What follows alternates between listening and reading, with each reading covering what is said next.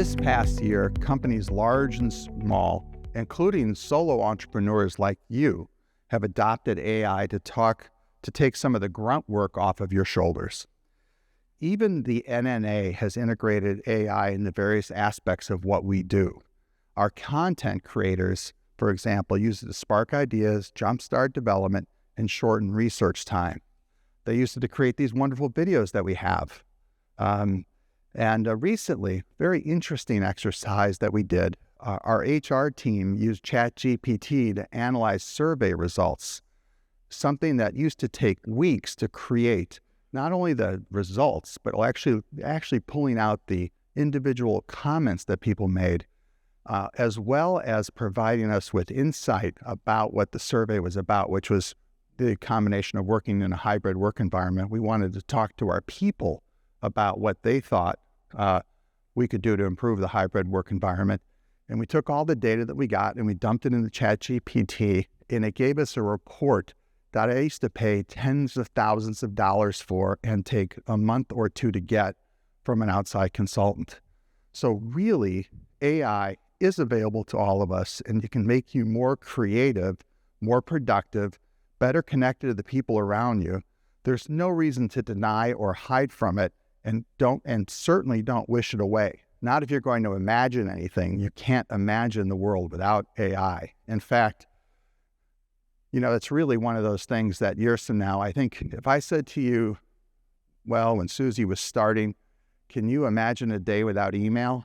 You would have said, yeah, well, emails, maybe sometime, I don't know. Maybe some of you, can you imagine a day without a fax? Remember when those faxes showed up?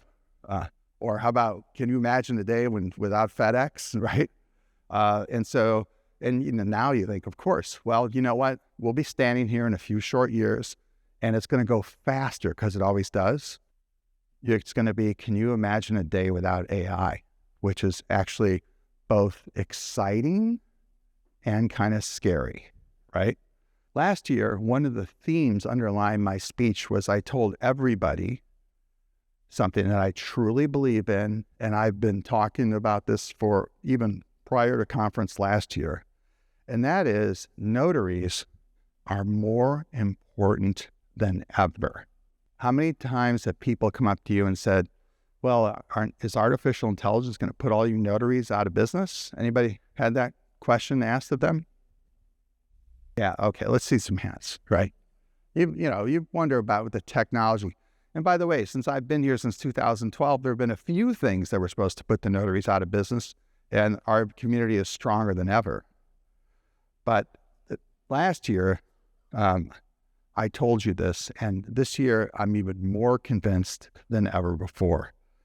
I also predicted last year that lawmakers would be reevaluating current notary laws and statutes because of the potential for bad actors to commit fraud using AI, which they now have a fancy name for. It's called synthetic identity fraud. Has anybody heard that yet? Okay, synthetic identity fraud. Today, lawmakers, law enforcement agencies, and technology security companies are scrambling because of this AI-assisted fraud has become monumental. Monumental. If you want to get into the details, and I believe you should, take a look at today's National Notary Bulletin. In it, we published a significant article about AI and fraud. In it, we share a story about a multinational corporation that was scammed out of $25 million. The con happened during a video conference that included the CFO and several staff members. Everybody except one employee who was needed to wire the money was a fake. They had a whole meeting of fake people. It sounds kind of crazy. Sounds like something you just see with Tom Cruise in Mission Impossible. In terms of scale, $25 million in one shot is a big con job. I think we would all agree about that. And with AI and advanced software at everyone's fingertips, the criminals don't need a lot of sophistication to pull a fast one. Most of the time, all they need is a cell phone. And by the way, if we have iPhone 15 today, imagine what iPhone 20 is going to be capable of, right?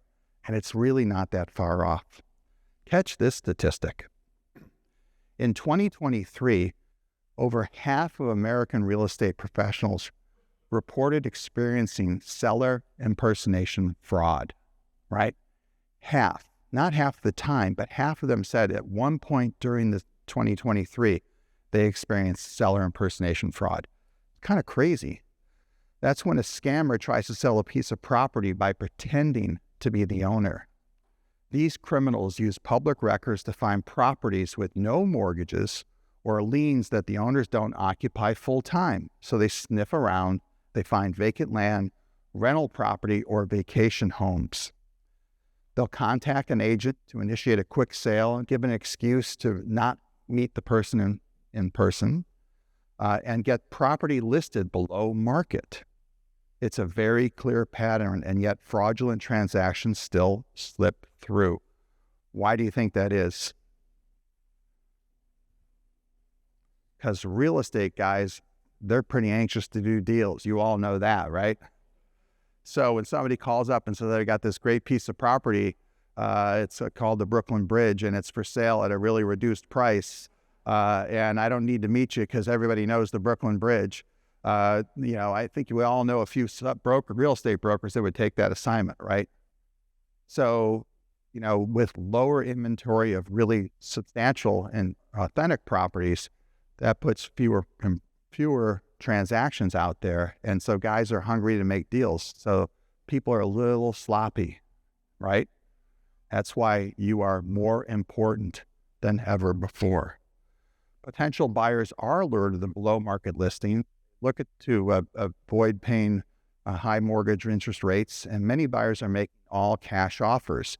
And what the all cash offers do is they eliminate one party to this whole process, one party that could potentially eliminate some of the fraud that occurs.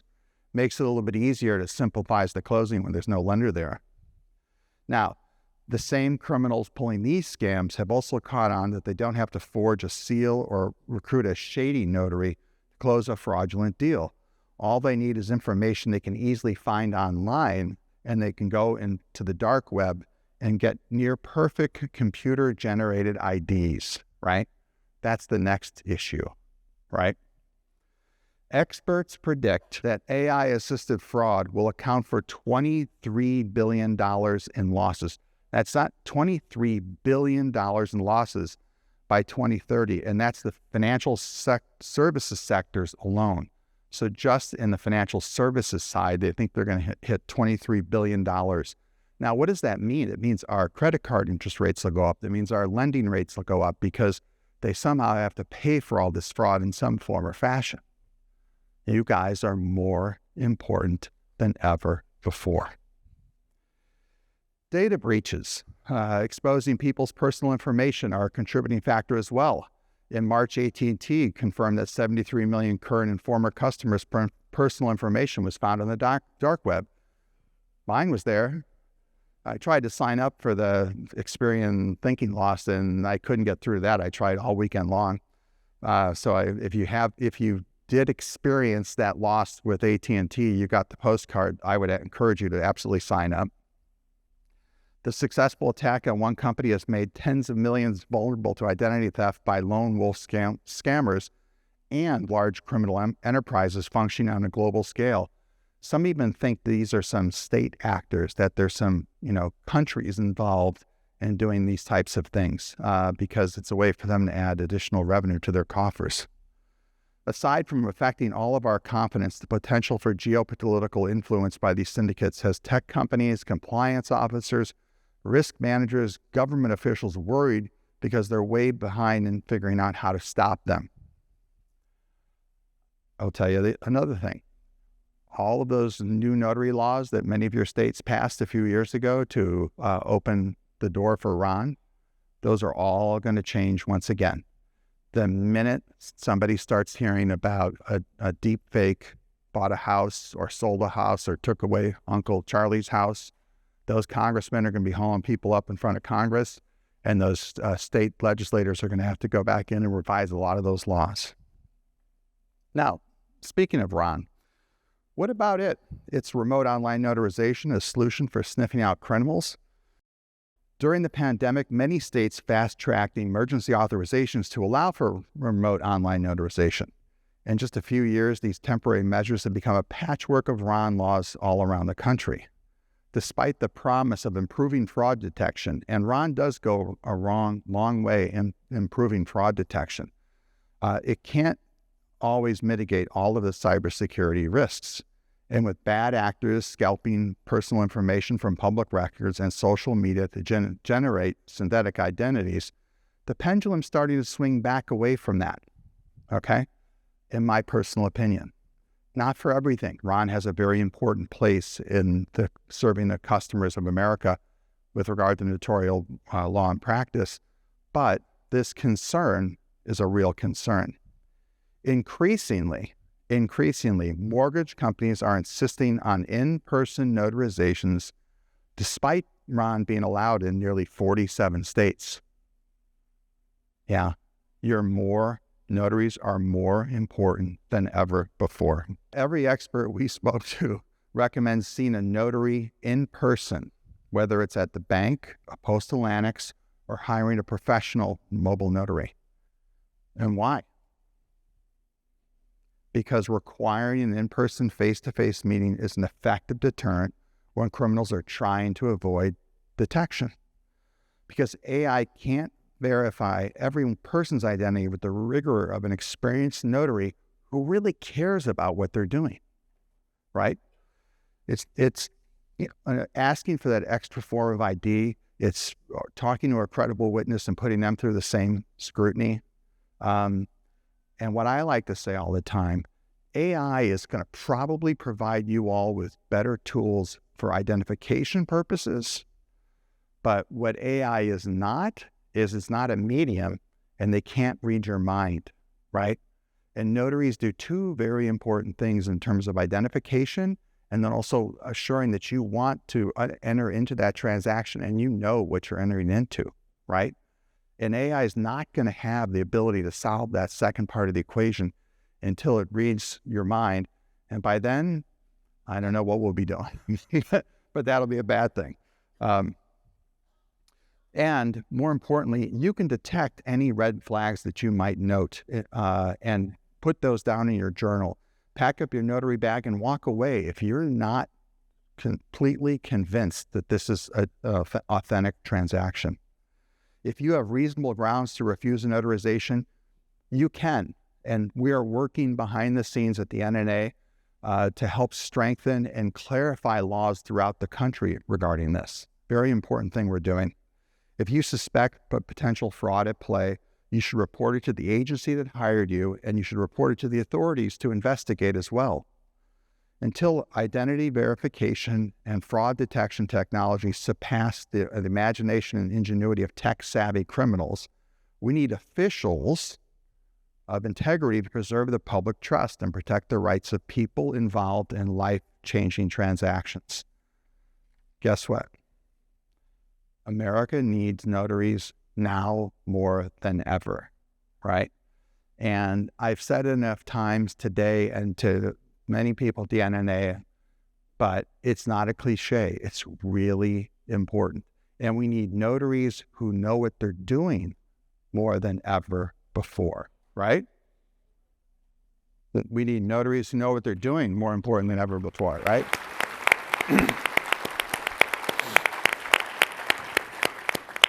I mean, think about it. America needs notaries so that aspiring entrepreneurs can start businesses and support local communities and the economy at large.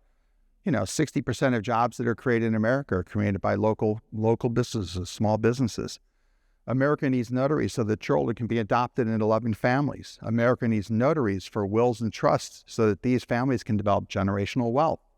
America needs notaries so that people everywhere can have a chance to set down roots in a home of their own.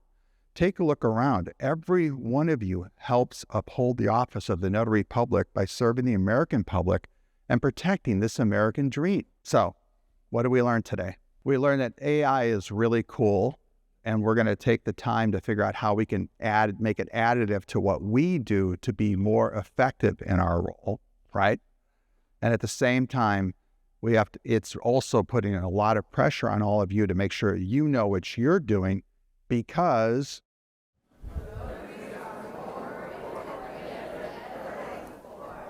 Yes.